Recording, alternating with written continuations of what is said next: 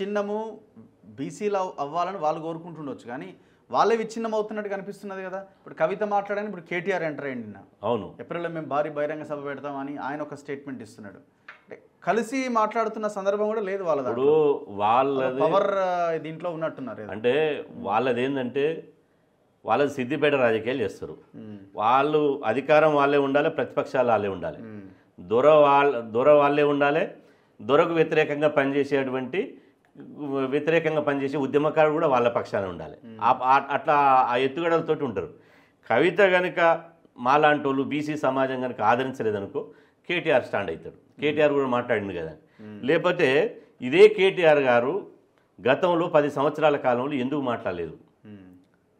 పోనీ నిజంగా చిత్తశుద్ధి ఉంటే పార్టీ అధ్యక్షుడికి ఒక బీసీకి ఇవ్వను. లేదు, రేపు 2028లో తెలంగాణ రాష్ట్రంలో మేము అధికారంలోకి వస్తే ఒక బీసీని ముఖ్యమంత్రిని చేస్తాను. బీసీ వాదాన్ని ఎంత బలహీనం చేసిరంటే వీళ్ళు చారిత్రాత్మకంగా బీసీ ద్రోహులు. ఎందుకంటే ఒక ఉదాహరణకు ఆలేరులో బూడిద భిక్షమయ్య గౌడ్ ఎమ్మెల్యేగా పోటీ చేశాడు కాంగ్రెస్ పార్టీ నుంచి. అక్కడ ఆయనకు వ్యతిరేకంగా గౌడ సంఘం మీటింగ్ పెట్టి వీళ్ళు అధికారంలో ఉన్నప్పుడు గౌడ ఆశీర్వాద సభ పెట్టి గొంగడి సునీతారెడ్డికి ఓటేయమని చేశారు. నిజామాబాద్లో ఒక అరవింద్ మున్నూరు కాపు బిడ్డ అరవింద్ పోటీ చేశాడు ఎంపీగా. అక్కడ మున్నూరు కాపుల మీటింగ్ పెట్టి మున్నూరు కాపుల ఆశీర్వాద సభ పెట్టి కవితను గెలిపించండి అని.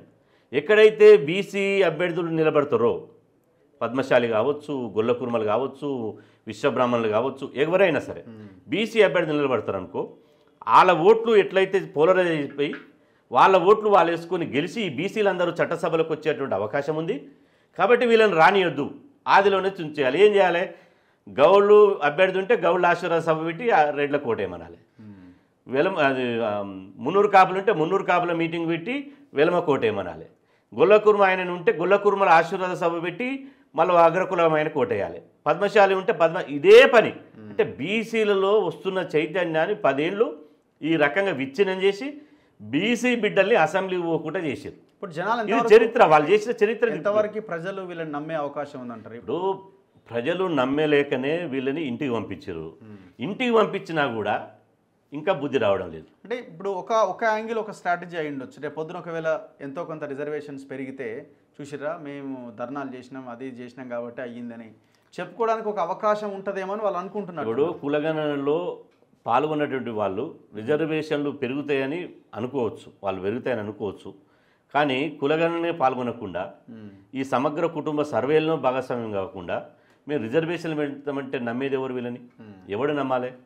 ఇలా కిరాయి మనుషులను తీసుకొచ్చి రేపు ఏముంది వీళ్ళకు పార్టీ మీటింగ్ పెడితే, నేను అంటున్నా టీఆర్ఎస్ పార్టీ మీటింగ్ పెడితే స్వచ్ఛందంగా వాళ్ళ వెహికల్స్ వాళ్ళు కట్టుకొని వచ్చే వాళ్ళు ఎవరు ఉన్నారా? బీఆర్ఎస్ పార్టీ మీటింగ్ పెడితే బండ్లు పంపించడం, బండ్లలో గుడ్లు పంపించడం, పచ్చనోటు ఒకటి జేబులో పెట్టడం, ఆ తర్వాత పోయేటప్పుడు బిర్యానీ ప్యాకెట్లు ఇవ్వడం. ఇలా ఎవరైతే మీటింగ్లు పెడుతున్నారో వాళ్ళు డబ్బులు ఇచ్చి జనాన్ని తరలించేటువంటి పరిస్థితి వచ్చిన వాళ్ళు రేపు ఇందిరా పార్క్ కాడ మీటింగ్ పెడతారు. పెడితే ఏమైంది? ఒక 10,000 మంది కవిత గారు మేనేజర్ చేసి తీసుకొచ్చి కూర్చోబెట్టి నేను బీసీ అంటది. 2 రోజుల కింద 3 రోజుల కింద ఆమె బీసీ సంఘాలతోటి మీటింగ్ అని పెట్టింది. ఒక్క బీసీ నాయకుడైనా పోయిందా? ఆమె ప్రెస్ మీట్ పెడితే ఒక్క బీసీ, మళ్ళీ ఈ ట్రైలర్ మాత్రమే, సినిమా ముందు చూపిస్తా. ముందు చూసిరు కదా మీరు, ఢిల్లీలో చూసినావు సినిమా, ఢిల్లీలో చూసి లిక్కర్ కేసులో జైలుకి పోయి మళ్ళీ వచ్చినావు. మాకు వ్యక్తిగతంగా వాళ్ళంటే చాలా గౌరవం. మేము బీసీలుగా ఎవరిని అగౌరవపరచం. ఇలా కేటీఆర్ కానీ, కేసీఆర్ కానీ, కవిత కానీ. కానీ ఇక్కడ విషయంలో ఏంటంటున్నంటే బీసీలకు అన్యాయం చేసిన వాళ్ళే, బీసీలను దగా చేసిన వాళ్ళే, బీసీ రిజర్వేషన్లు తగ్గించడానికి ఆద్యులైనటువంటి వాళ్ళే మళ్ళీ వస్తున్నటువంటి బీసీ చైతన్యాన్ని, బీసీ వాదాన్ని పక్కతో ఎందుకు పట్టిస్తున్నారని అడుగుతారు. ఇప్పుడు మీరు అన్న 32 మంది బీసీ నాయకులు ఎవరైతే బీఆర్ఎస్లో ఉన్న వాళ్ళు ఉన్నారో వాళ్ళని పక్కగా నెట్టి కవిత ముందుకు వచ్చింది. మరి వాళ్ళు కూడా సరే అని సర్దుకుపోతూనే ఉన్నారు కదా. వాళ్ళు మీటింగ్లో కూడా ఉంటారు వీళ్ళంతా. ఇప్పుడు వాళ్ళు పార్టీలు ఉన్నారు. ఇప్పుడు మనం తొలి వెలుగు ద్వారా మాట్లాడుతున్నాం, 10 లక్షల మంది పోతుంది, వాళ్ళట్టు అయిపోతారు. ఇప్పుడు మనం మాట్లాడినందుకు వాళ్ళని తీసుకొచ్చి వేదిక మీద కూర్చోబెడతారు. కానీ నేను ఇంతకుముందే ఫస్ట్ చెప్పిన, గొర్రెల మందకు తోడేళ్ళు అవసరమా అంటున్నాం. మా ఉద్యమానికి మీ నాయకత్వం ఏంది, మీ ఆధిపత్యం ఏంది, మీ పెత్తనం ఏంది? ఇలా తెలంగాణ ఉద్యమం చేసిరు, తెలంగాణ ఉద్యమం నడిపించారు. కేసీఆర్ కాకుండా ఆంధ్ర ఆయనను తీసుకొచ్చి నాయకత్వం చేయిస్తే ఒప్పుకుంటారా? ఒప్పుకోరు. ఒక్క చంద్రబాబు నాయుడు పోయిన 2018లో పొత్తు పెట్టుకున్నందుకే వీళ్ళ స్లోగన్ ఏంది?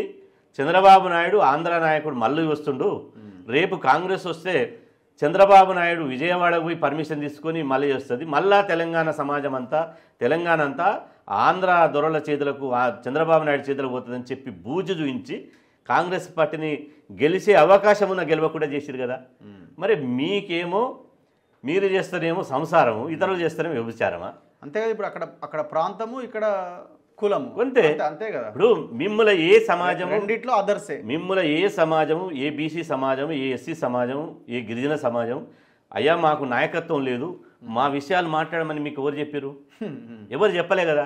మీ అంతలో మీరే మాకు నాయకులుగా కావాలి, మా మీద బలవంతంగా వృద్ధాల ఈ బీసీలలో వస్తున్నటువంటి చైతన్యం. మీరు ఫస్ట్ నేను ఇంతకుముందు చెప్పినట్టు బీసీలు నిలబడిన చోట అసెంబ్లీ ఎన్నికల్లో కానీ పార్లమెంట్ ఎన్నికలు కానీ ఆ బీసీ అభ్యర్థులనే ఒడగొట్టమని అదే కులాలు మా ఏలుతోటే మా కన్నుని ఎందుకు పొడిపించారో దాని మీద సమాధానం చెప్పాలి. కేసీఆర్ గారు, కేటీఆర్ గారు ఎందుకు కులగణలో పాల్గొనలేదో చెప్పాలి. సమగ్ర కుటుంబ సర్వేలో పాల్గొనాలి బీఆర్ఎస్ ఎందుకు పిలిపిలేదో చెప్పాలి. మీరు అన్నట్టు గతంలో పోని 10 సంవత్సరాలు ఏం చేశారు? పూలే విగ్రహం పెట్టలే, రిజర్వేషన్ తగ్గించారు. ఒక్కొక్క కుల సంఘము ముఖ్యమంత్రి గారిని కలవాలి అని చెప్పి వాళ్ళ కులాలకు సంబంధించినటువంటి డిమాండ్లను, కులాలకు సంబంధించిన ఒక కష్టాలను ఒక రిప్రజెంటేషన్ పెట్టుకోరు. 10 ఏళ్ల కాలంలో ప్రగతి భవన్లో కూడా రానియలే బీసీ కులాలు, ఒక్కరిని కూడా గడప దొక్కనీయలే. ప్రగతి భవన్ కేవలం పిడికెడు శాతం లేని వాళ్ళకు, కాంట్రాక్టర్లకు, మెగా కృష్ణారెడ్డి లాంటి వాళ్ళకు, ఇంకోనికి ఆంధ్ర పెట్టుబడిదారులకు పోయింది.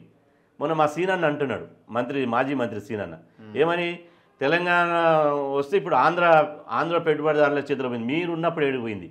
మీరున్నప్పుడు పెట్టినటువంటి కాంట్రాక్టర్లు ఆంధ్రోలే కదా. మరి ఇప్పుడు మీరున్నప్పుడేమో ఒక మాట, ఇప్పుడు రియలైజ్ అయ్యారా?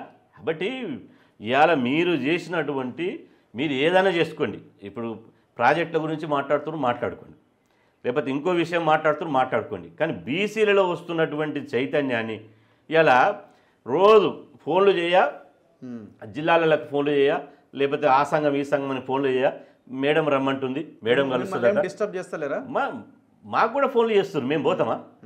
మేము ప్రభుత్వం ఉన్నప్పుడే వాళ్ళ గడప దొక్కలే. ఇంతవరకు కవిత గారి ఇల్లు కానీ ఆఫీస్ కానీ ఇంతవరకు ఆమె గడప దొక్కలే, నేను మాట్లాడలే.